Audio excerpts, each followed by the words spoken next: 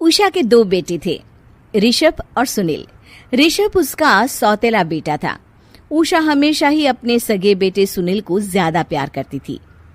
सुनील की शादी हो चुकी थी और ऋषभ की शादी भी निशा नाम की लड़की से हो जाती है।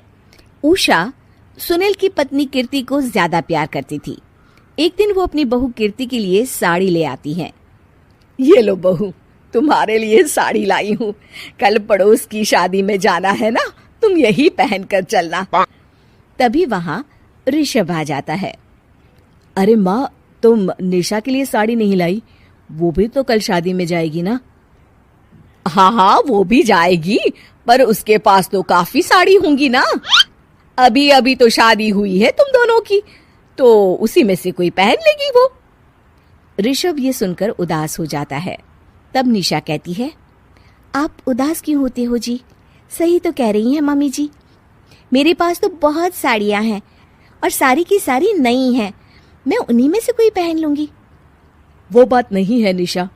माँ मेरे साथ तो सौतेला व्यवहार करती ही थी, पर मुझे लगता था कि मेरी पत्नी के साथ वो ऐसा कभी नहीं करेंगी, पर आज उन्होंने तुम्हारे साथ भी वैसा ही व्यवहार किया।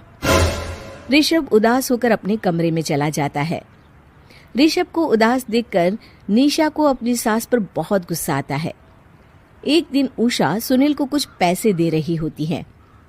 ले बेटा सुनील, ये कुछ पैसे रख ले और बहू को कहीं घुमा लिया। जी मम्मी जी। सुनील वहां से चला जाता है। मम्मी जी, आपने इन्हें तो कभी पैसे नहीं दिए। ऐसा सौतेला व्यवहार आप क्यों करती हैं?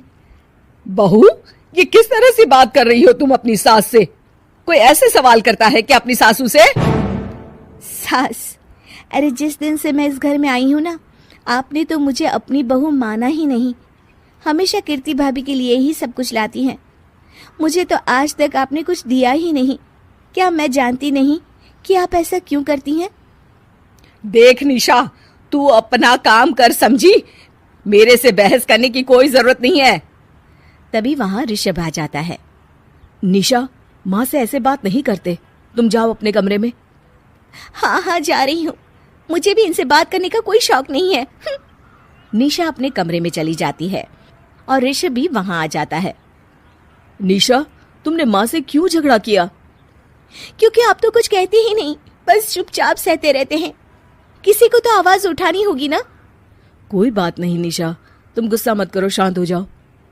निशा रसोई में खाना बना रही होती है। तभी वहां कीर्ति आ जाती है। निशा, तुम मार्केट से ये सामान ले आओ। मैं क्यों जाऊं? आप भी तो जा सकती हो ना। दिख नहीं रहा कि मैं खाना बना रही हूँ? हाँ तो क्या हुआ, खाना बनाने के बाद चली जाना। हाँ, खाना भी मैं ही पकाऊं, बाजार जाकर सामान भी मैं ही ले आऊं। खुद तो कुछ करोगी नहीं, है ना? ओहो, जुबान तो देखो कैसे चल रही है। सुनो, तुम अभी आई हो इस घर में, तमीज में रहो, वरना सासू माँ से कहकर मायके भिजवा दूंगी तुम्हें। हाँ। ओह, हाथ लगाकर दिखाओ मुझे, देख लूंगी। बहुत मनमानी हो गई तुम दोनों की, समझी? निशा लिस्ट कीर्ति के ऊपर फेंक देती है।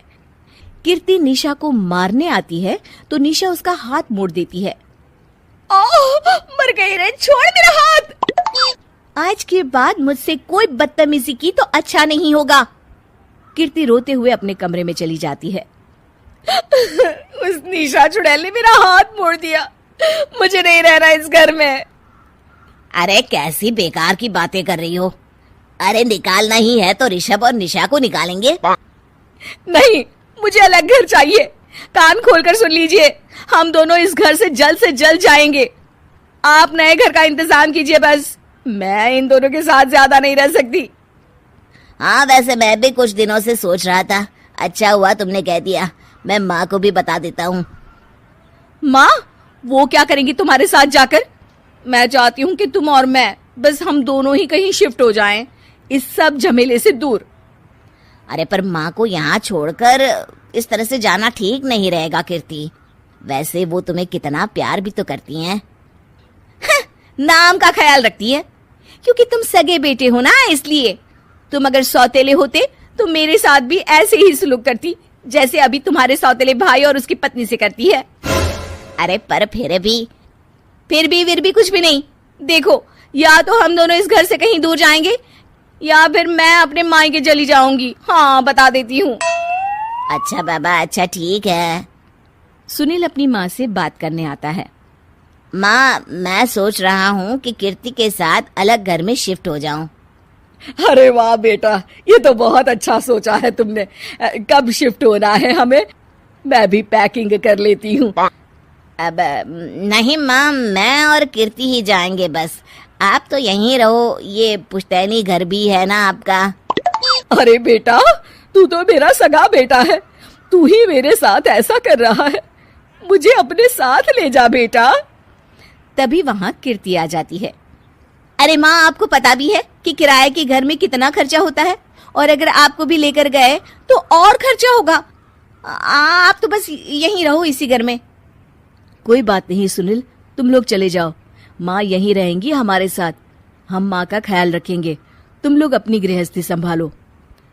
निशा को ये देखकर बहुत खुशी होती है।